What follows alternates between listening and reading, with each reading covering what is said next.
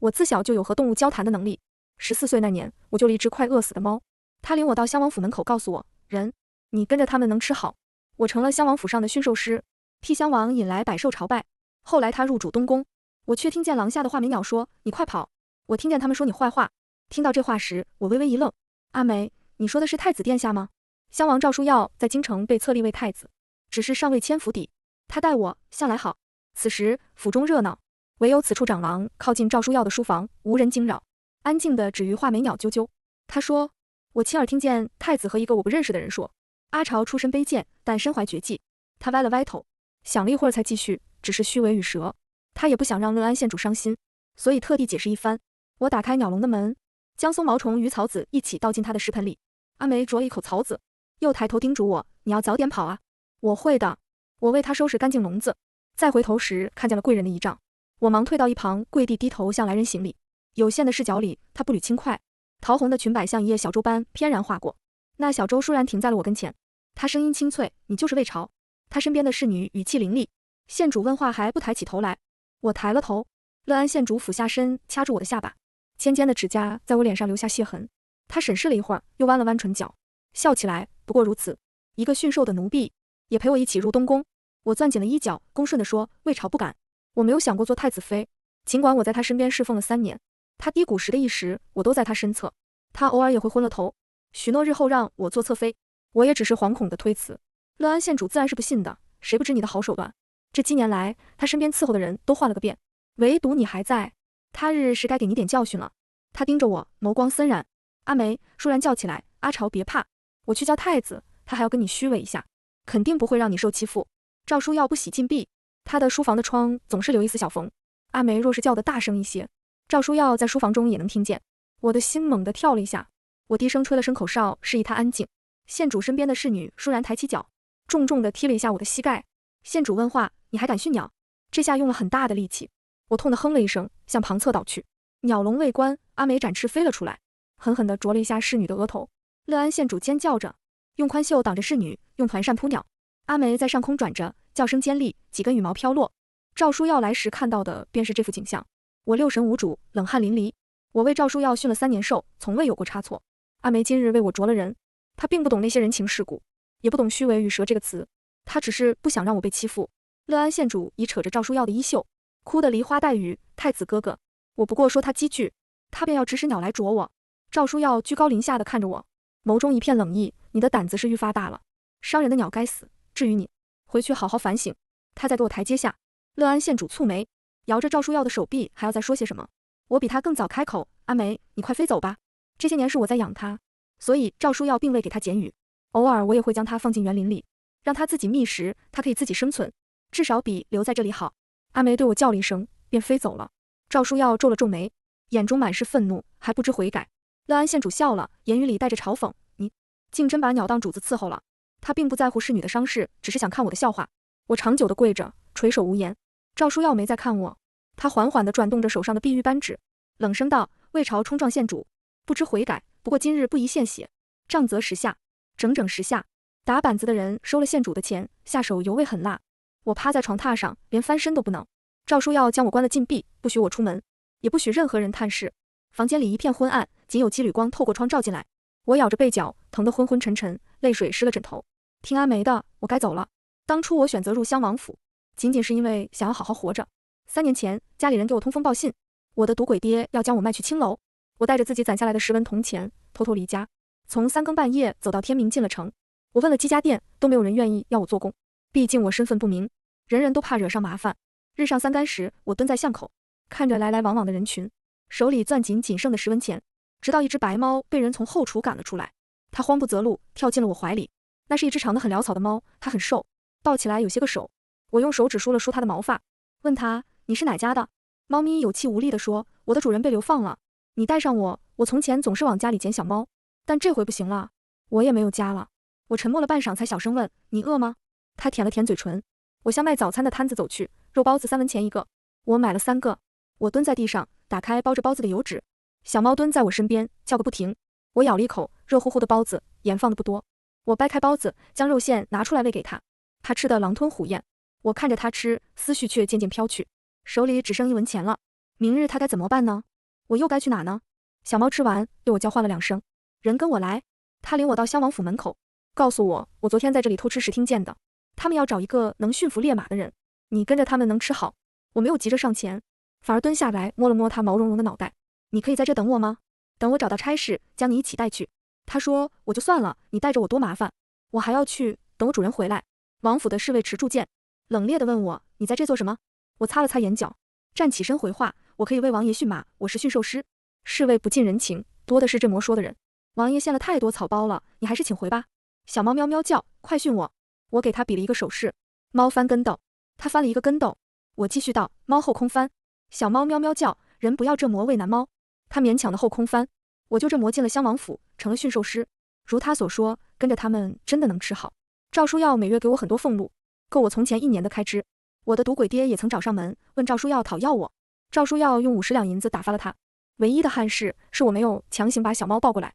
后来我经常在墙根下放些剔了骨头的鱼肉和后厨不要的剩饭，这些东西往往会在1个时辰内消失。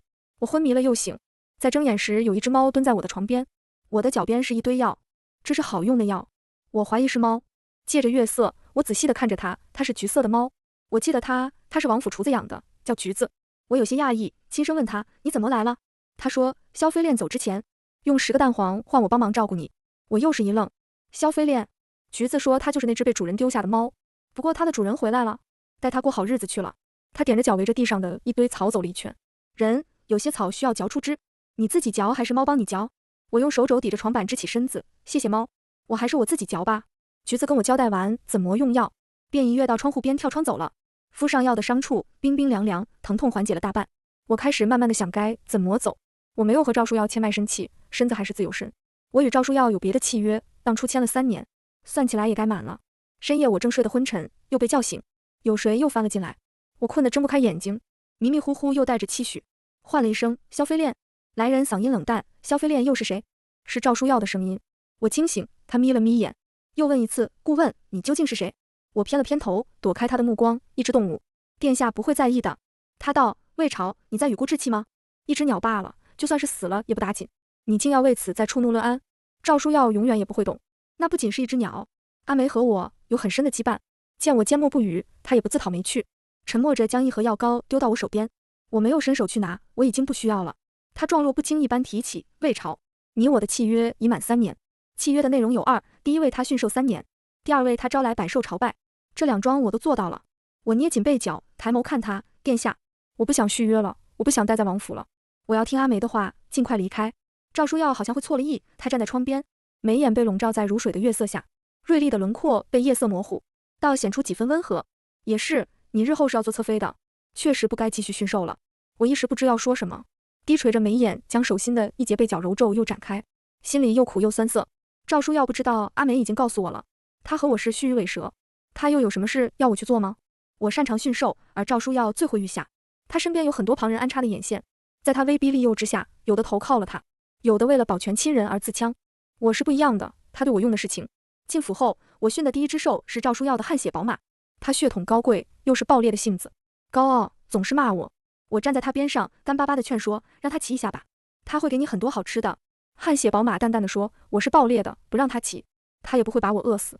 我急得眼睛都红了一圈，我不是暴烈的呀，你不让他骑，他就会把我饿死。他很无奈的松了口，行吧，只能骑1天。赵书耀顺利的骑着这匹马去秋猎了。有人问我秘诀，他饿，你求求他。很多动物都很心软的。那人以为我在胡说，到处宣扬我藏私，倒也让赵书耀知道了，我是无可替代的。他待我很好，好到有些越界。他准许我献他10步之礼，纵容旁人打趣我们郎才女貌，甚至会单独带着我出游。山花烂漫的时节，我与他同乘一马，他一手握着缰绳，一手轻轻地环着我的腰，马蹄踏过浅草，他低轻的呼吸声砸在呼啸的风里从耳边划过，我有种身在梦里的眩晕感，砰砰直跳，直到坐下的马说，蠢驴。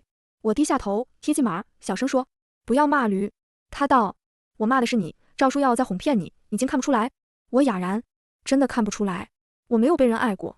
15岁那年，情窦初开，赵书耀恰好是眼前最好的人，我莫反驳他。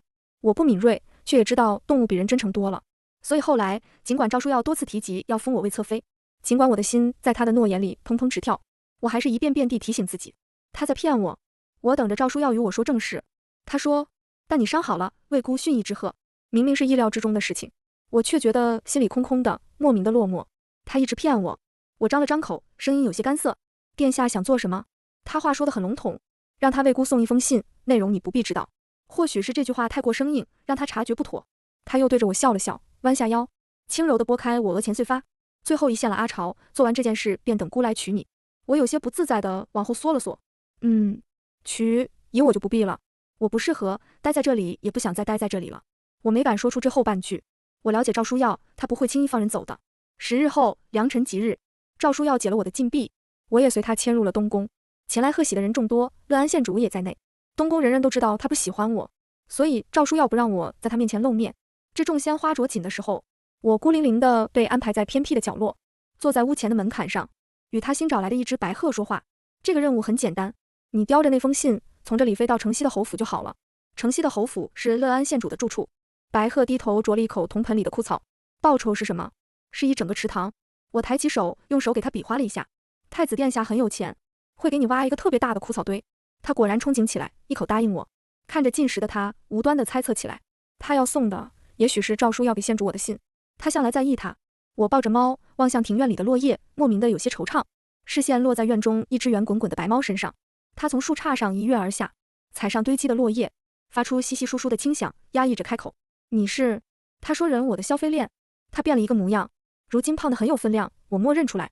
我挠了挠他的下巴。他以为你的名字是小白、大白之类的。昂首挺胸。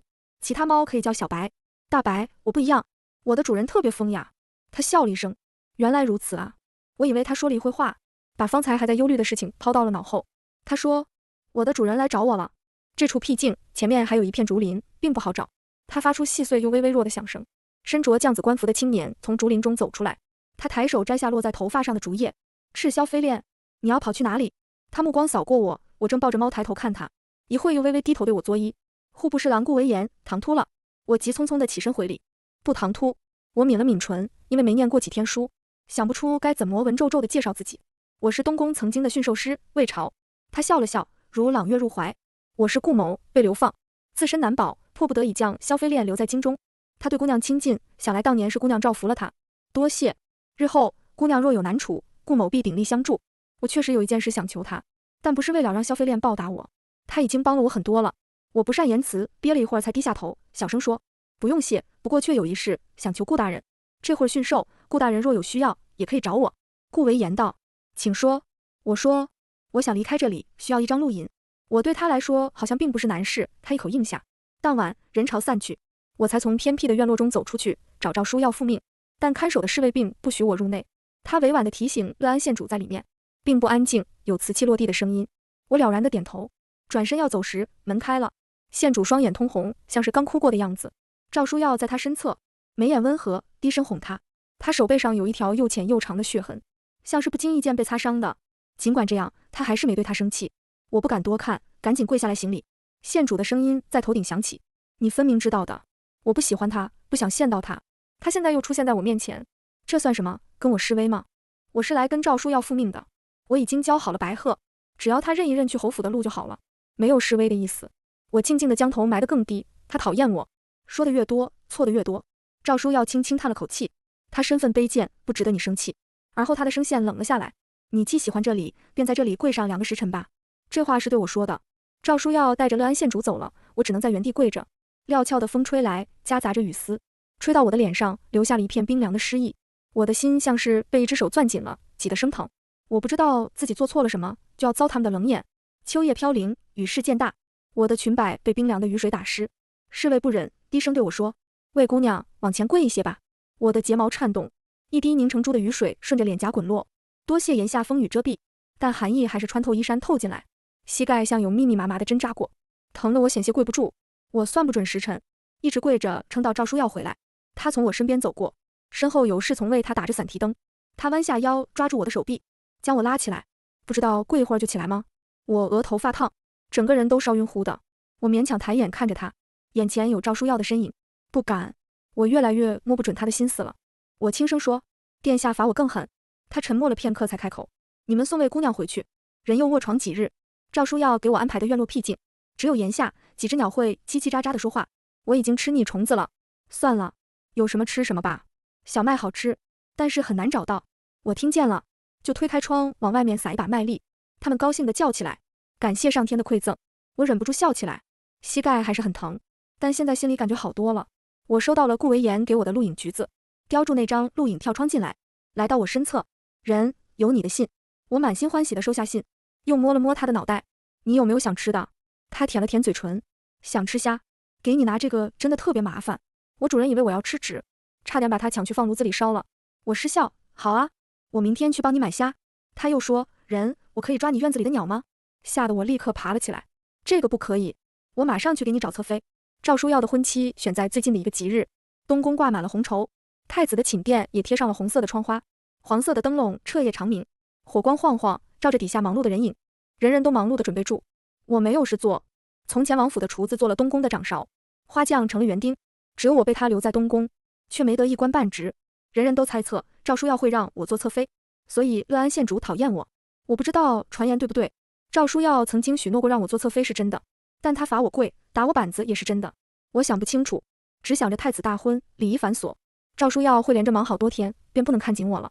庭院里的几只鸟把情报告诉我，守卫会在辰时换岗，他们巡逻的路线一般是这样的。我一一记下了。我再展开那张信，仔细细的看，心跳得很快，就像第一次与赵书耀对视一样。我不擅长不辞而别，走之前，我对檐下的鸟说，我要走了，去姑苏。如果你们会南下过冬的话，有缘再见。再去马厩，对老马说，我要走了，谢谢你当初的提醒。我拿出一部分积蓄交给长史，让他给橘子吃点好的。我认识的动物太多了，以至于告别时快绕东宫一圈了，唯独对赵书耀，我思来想去，一个字也不想留下。他倒是主动派人来关心我的近况，问我病有没有好，问我有没有想要的赏赐。我中规中矩的答，一切都好，无功不受禄，多谢殿下。马上就要离开了，我有银两，有与动物交流的本事，一切都会越来越好的。赵书耀大婚那日，我请很早比对着宫女的衣裳，挑了件颜色相近的衣裳换上，天色才微亮。赵书耀过会儿便要去侯府迎娶乐安县主了，我跟着宫女身后瞒过众人，穿过角门，悄悄出了东宫。我戴上帷帽，走进街上的人群中，再去车房租一辆马车出城，一直到出了城门，掀开车帘，清凉的风拂面而来。我看向车外的原野，正值秋日，野草连天，但万物自由。赵书耀是错的。那日，乐安县主在书房内摔了赵书耀的白瓷镇纸，指他用了很大的力气，飞溅的碎瓷划伤了赵书耀的手背。他没理会手背的伤，压下心中的情绪，轻声说，何必呢，不过一只哨子而已。乐安县主在他的书房中发现了一只哨子，很寻常的木哨子，他一眼就看出那是魏朝常用的。他摔了哨子，又砸了镇纸，声嘶力竭地问，你怎能允许他进你的书房？赵书耀轻轻皱了皱眉，总会有与他独处的时候。乐安县主自然不信，他红了眼眶。那独处之后呢？他落下的东西你竟还留着？赵书耀愣了片刻，他也不知道为何，只是下意识地想留着。乐安县主推开书房的门，径直走了出去。赵书耀遇见了最不想见的人。赵书耀有些疲惫，却不得不尽力稳住他。乐安县主是他最理想的太子妃，他家中有权势，又与他年少熟识，对他一片真心，只是性子骄纵了些。权衡利弊之后，他宁愿对魏朝说，你既喜欢这里，便在这里跪上2个时辰吧。他没想过真罚他，他却硬生生地跪满了2个时辰。赵书耀一看见他那副可怜的样子，便莫名的心慌，那是他不曾有过的感觉。赵书耀说，不明白自己的内心，他对魏朝自然是喜欢的，他和乐安县主那种贵女不一样，他会和动物轻声细语，对所有人都温言软语，那是他知道从权术中脱身。和他待在一起时，是他最舒心的时候，什么也不用多想，光是看着他的侧颜，听他笑着逗鸟，他便觉得高兴。他很有本事，能为他引来百兽的朝拜，但百兽朝拜的吉兆只是锦上添花。赵书耀最想要的还是权柄，那是乐安县主能给他的。至于魏朝，封个侧妃足矣，甚至过了他很容易满足，每月有一些碎银便很开心。侧妃的俸禄很高，还有珠宝首饰，他会愿意的。赵书耀唯独算错了一点，他不堪的想法和他对他的轻视，他全都知道。鸟和马说的赵书耀有很多事情要做，先娶太子妃，过几个月再请旨立侧妃。不过他只做了第一件事。成婚之后，有人给他送了一对鸳鸯，放在东宫的荷塘里。婚后第3日，他一个人立在荷塘边上，不知道是赏鸳鸯还是赏那平静无波的水面。他看那对鸳鸯眼睛被刺得生疼。倏然，他对他身边的侍从说，让魏朝来一趟，这对鸳鸯也该训一下。侍从去了又回来，面色畏难，害怕地垂下头。魏姑娘不见了。他的脑子空白了一瞬，紧接着面色也变得惨白。去找他，能找到哪呢？他的心更慌了，冒出来的冷汗浸透了鬓角。魏朝很有本事，他还有攒下来的银子，他又有离开他，并且再也不回来的能力。巨大的恐慌感席卷全身，让他几近站不稳。他深呼吸了一下，亲自领着人在东宫内找了一圈太子妃，自然是不愿意看他胡来的。他闹着进宫献皇帝，这对于本就焦头烂额的赵书耀来说，更是雪上加霜。我顺利地抵达了姑苏，在离京路上还把我的阿梅捡了回来。我一路走，一路捡小动物，挤满了一整辆马车。我迫不得已又租了一辆更大的马车上路。抵达姑苏时，我花了大半积蓄买了一大块的安置它们，我还买了一头牛来耕地。我不知道以后要怎么赚钱，还是先想办法种田好了。牛有点不服，为什么猫狗不用钱活，我就得一头牛犁地？我觉得有道理，又对他心生愧疚，于是忍痛再买一头牛。那你们轮值吧。牛有点无语，牛猫猫叫。其实猫狗也不是都不干活的。我养了2只猫，2只狗，因为我没石磨文化，于是给黑色的猫取名小黑，白色的猫取名小白，黄色的狗叫旺财，黑色的狗叫招财。小黑会抓老鼠，小白会抓鱼，旺财会看家，招财会赶鸭子，阿梅会唱歌。每只动物都特别好。后来我还养了很多家禽动物，一多矛盾就多了。为此，我特地买了一把小锤子，每天断案。小鸡甲偷吃小鸡小鸭的食物，看，小鸡甲一天不能吃玉米粒了。小黑不听人的劝告，给隔壁小姑娘送老鼠，盼小黑一天不能吃下阿梅，盘旋在我头顶，高呼青天大老爷。在姑苏的第2个月，我收到了京城的来信，顾维言记得他，简单的写了一些事情。我走后，东宫很乱，太子为找一个人，险些掀翻了东宫。太子妃甚至要进宫面圣，却被拦下。我叹了一口气，赵书耀还是莫在意过我的死活。他是太子，怕人敢说他的不是，所有人都只会来指责我。目光落到第3行，顾维言说，他又因直言不讳被贬出京，不日便要来姑苏赴任了。第4行，太子动用权力去查，发现我去了姑苏，他要我务必小心。我有些心慌，捏着信纸的手指微微用力。他能查到我去姑苏，那必然也能查到录影是顾维言替我办的。我担心他，怕他敢牵连我。旺财用毛茸茸的脑袋拱我，我怎么了？朝他已经发现人有很多，为了给我一个特定的称呼，他叫我阿朝。我折好信纸收起来，对他笑了笑，没事。真正的青天大老爷要来了。他似乎听不明白，只是汪了一声。顾维言成了姑苏的常识，他的官邸离我家不远。顾维言常常一连翻机坐墙来偷吃小白抓的鱼。顾维言在放下衙门后到我府上，捏着小白的后颈，把他提起来抱进怀里，饱含歉意地对我说，抱歉，顾某管教不严。我笑着说，莫是的，顾大人要留下来用膳吗？今日的鱼是小白亲自抓的，很鲜美。他问小白是谁，小白跃了出来，对他喵喵叫。他了然一笑，那就恭敬不如从命了。猫和狗在地上吃饭，小鸡小鸭在庭院里吃饭，我与顾维言在小圆桌上吃。他有些拘谨，他心事重重。顾大人，是我连累了你吗？他轻笑了一声，原来你在担心这个。升降本就是常有的事，是我自己行差踏错，为你办张录引，1不违背律法，2不违背道义，无人能揪我的错处，你也不必担心。我抿了抿唇，起身关上门窗，又派旺财和招财盯着周围。他问，太子殿下有没有为难你？我说有，但并非未了。这个太子曾集白鹤给太子妃传情，成了一桩美谈。阿朝姑娘，你记不记得白鹤那封信中写了什么？我摇了摇头，殿下不让我看，不过我可以帮你问问一些事。他一怔，问问。我去问了阿梅，问她有没有鸟脉，可以联系到京城东宫大池塘里的那只白鹤。阿梅有点震惊，有点迷茫，我试试吧。我等他的消息，一等就是1个月之久。等到了太子下江南办案，我刚将得来的消息告诉顾维言，白鹤送的信不止1封，信封里还装了别的东西。他叼着泪嘴，我送完信后，去侯府的池塘边歇脚，因为听觉灵敏，听到了不少内容，但脑子不好使，现在只记得1点了。回到家中，后院鸡飞狗跳，我推开门，正要问问他们怎么了，一眼便看见了站在庭院中的赵书耀。他披着大氅，神情英志，身后跟着一众带刀的侍从。我一惊，下意识地跪下。他伸手扶我起来，冷声质问，阿朝跑什么事？姑对你不够好吗？多少人求不得的侧妃之位，辜负了你，你还要跑？我如今能预感出天将下雨，因为膝盖在落雨之前锥心刺骨的疼，这是拜他所赐的。我后退2步，殿下，我并不想做侧妃。他步步紧逼，头顶下一大片阴影，为何？是因为乐安县主吗？是也不是。我低头说，我不喜欢东宫，因为害怕。我的肩膀颤抖着，声音也有些哽住。他脸上浮现出一丝震惊，一丝不敢置信。你从前在姑母身边时，分明是高兴的。我轻声说，那也是从前了。其实我很怕猛兽，但是为了殿下，我还是去尝试驯了狼。他很狡诈，在我放他出笼后，他扑上来咬伤了我，还好附近有侍卫。我挽起了袖口，露出了狰狞的疤痕。他最终还是为殿下办成了这件事，但第2日殿下便打我10个板子。我在东宫并不开心。赵书耀扼住我的手腕，目光落在我的疤痕上，瞳孔微微震动。他红了眼睛，停顿了许久才开口，声音颤抖：“阿朝，我不知道。”我收回了手，将疤痕藏进袖子里，继续道：“况且我与殿下只有一纸契约，我承诺的事情做完了，便要走了。”赵书耀怔怔地望着我，一滴泪顺着脸颊落下。他最终只顾自己的人，竟也会落泪。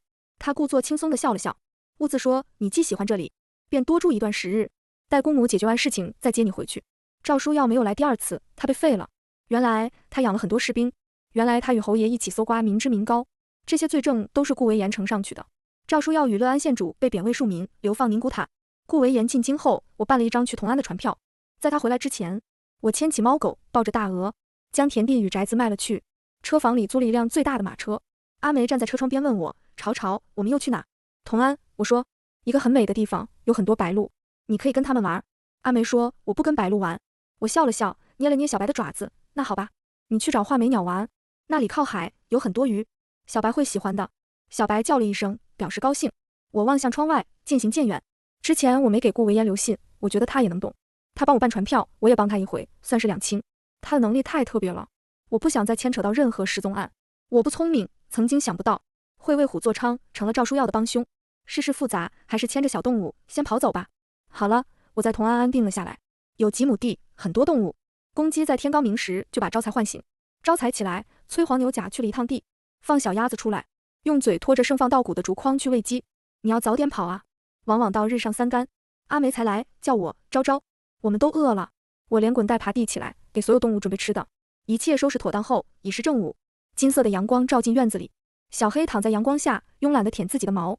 小白吃饱喝足，告诉我：“昭昭，我出门打猎喽，今晚还吃鱼。”招财说：“昭昭，我要出去遛鸭子。”我笑着点头：“好啊，你们什么时候回来呢？”